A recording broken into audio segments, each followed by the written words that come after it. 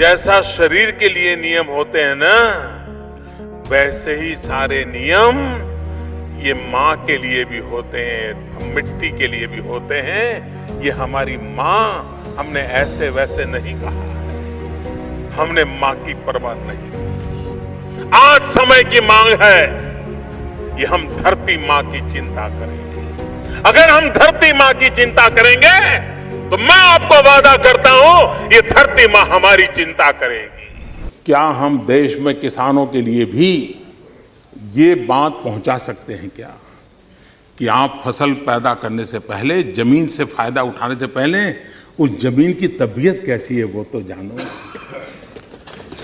जिसे हम भारत माँ कह रहे हैं, उस भारत माँ का हाल क्या है, उस धरा का हाल क्या है, उस पृथ्वी माता का हाल क्या है, वो तो पहले जानो। कहीं हमारे पापों के कारण हमारी धरा बीमार तो नहीं हो गई है। हमने इतना यूरिया डाला, इतना यूरिया डाला, यूरिया डाला, यूरिया का झगड़ा करते रहे, लेकिन यूरिया डाल करके हमने हमारी इस धरा को तबाह तो नहीं कर दिया है। ये उसको कब समझ में आएगा? जब हम सॉइल टेस्टिंग करेंगे तब। अपने बाबा की 10 एकड़ जमीन है मेरे पास।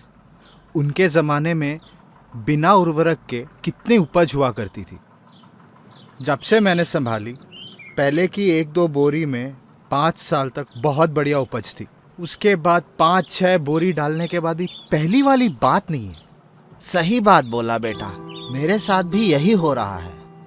आप लोगों ने गौर किया कि अपना जो चौधरी साहब का बेटा है ना, अनमोल, हाँ अनमोल, उसके पास सिर्फ 5 एकड़ का जमीन है, लेकिन उसकी फसल लहलाती है और मेरे से ज्यादा उपज देती है। हाँ हाँ, मैंने भी सुना मार्केट में दाम भी अच्छा मिलता है।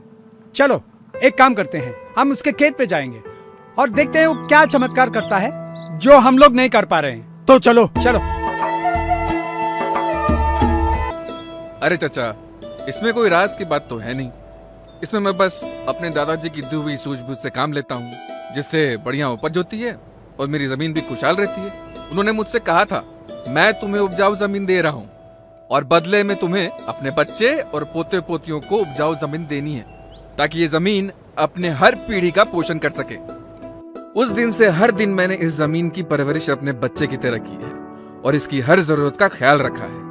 इसको क्या चाहिए, कितना चाहिए, कब चाहिए और खास तौर से कौन सा उर्वरक चाहिए। हाँ अनमोल, थोड़ा विस्तार से समझाओ ना बेटा। अरे चाचा, मैं नियमित रूप से अपनी मिट्टी की जांच करवाता हूँ। मिट्टी की जांच? इसके क्या फायदे हैं? अरे इससे जमीन की उर्वरता का पता चल जाता है। इसके आधार पर कौन सा उर्वरक या पोषक तत्व सही रहेगा, इसका पता चल जाता है। और साथ ही साथ अंधाधुंध उर्वरक इस्तेमाल करने से जमीन को बंजर होने से बचाया भी जा सकता है। बेटा, हम तो खेती में सिर्फ यूरिया और डीएपी का इस्तेमाल करते हैं। इसके अलावा तुम क्या क्या इस्तेमाल करते? अब मैं बोलूंगा, आप सुनिए। जब मिट्टी की जांच करवाओगे तो पता चल जाएगा कि तुम्हारी जमीन पर उग रही फसल को कौन से पोषक तत्व और कितनी मात्रा में चाहिए। कुल मिलाकर 16 पोषक तत्व होते हैं। कार्बन, हाइड्रोजन और ऑक्सीजन जो पानी और हवा से मिलते हैं, नाइट्रोजन, फास्फोरस, पोटेशियम ये जमीन के प्राथमिक पोषक तत्व हैं। कैल्शियम, मैग्नीशियम और सल्फर गौण पोषक तत्व हैं। और इसके अलावा सूक्ष्म पोषक तत्व zinc, manganese, iron, boron, copper, chlorine और मोलिब्डेनम भी जमीन को और बेहतर और उपजाऊ बनाते हैं। बेटा, तुम क्या ये कह रहे हो हमें इन सब खादों का इस्तेमाल करना है? हाँ, लेकिन एक साथ नहीं, जब जिसकी जरूरत हो सिर्फ वही। अच्छा, खुद का ही पोषण ले लो। सिर्फ दाल खाने से काम नहीं बनेगा, रोटी भी चाहिए।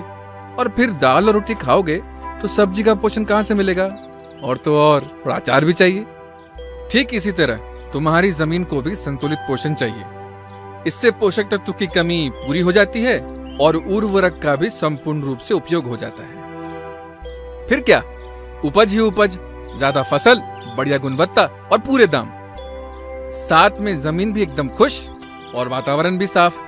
अगर तुम ज्यादा यूरिया बिना मृदा परीक्षण के डालते हो तो उसके भयंकर परिणाम भी झेलने पड़ सकते हैं, जैसे जमीन की उर्वरता में कमी आना, फसली बीमारियों और कीड़ों का आक्रमण होना, खाद की पोषक क्षमता की कमी होना, भूमिगत जल का प्रदूषित होना और मिट्टी के पोषक तत्व में भारी गिरावट आना। अनमोल, तुमने सूक्ष्म पोषक तत्व के बारे में बताया और इसका इस्तेमाल कब और कैसे करना है? सूक्ष्म पोषक तत्व बहुत छोटी मात्रा में इस्तेमाल होते हैं, लेकिन फल, फूल, सब्जी और अनाज के पैदावार में बहुत ही अहम भूमिका निभाते हैं। कुछ खास सूक्ष्म पोषक तत्व भारतीय मिट्टियों में हमेशा से कम पाए जाते हैं। अब हम भी हमारी मिट्टी की जांच नियमित रूप से करवाएंगे और उचित उर्वरक और उचित मात्रा से अपनी मिट्टी को पोषित करेंगे।